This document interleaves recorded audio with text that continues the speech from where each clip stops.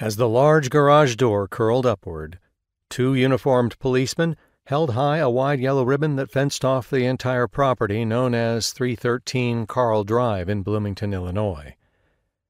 Two hearses, each carrying two bodies in bright orange body bags, pulled out of the garage, under the streamer, onto the street, and past the maze of television news cameras and curious townspeople.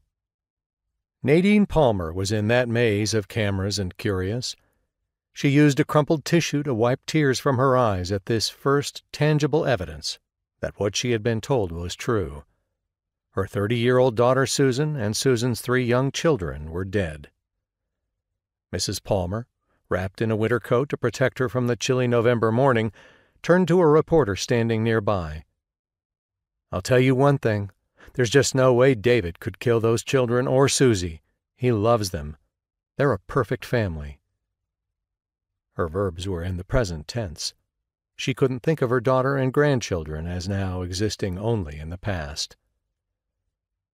Nadine Palmer's comment was the first hint outside police and family circles that David Hendricks was a suspect in the murders of his wife and children.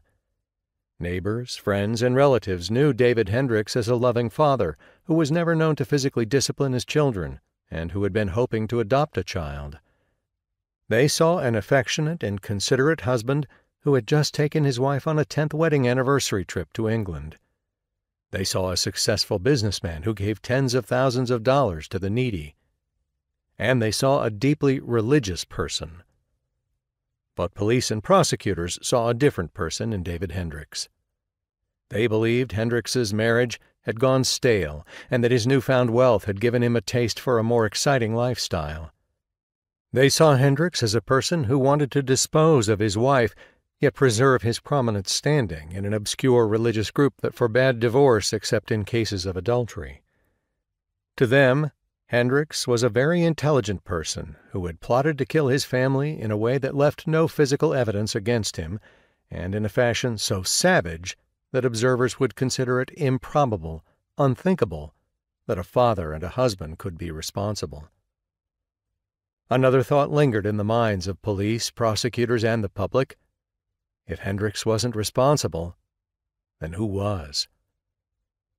And finally, the presiding judge in a lengthy and highly publicized trial about to impose a sentence on this man made an incredible statement.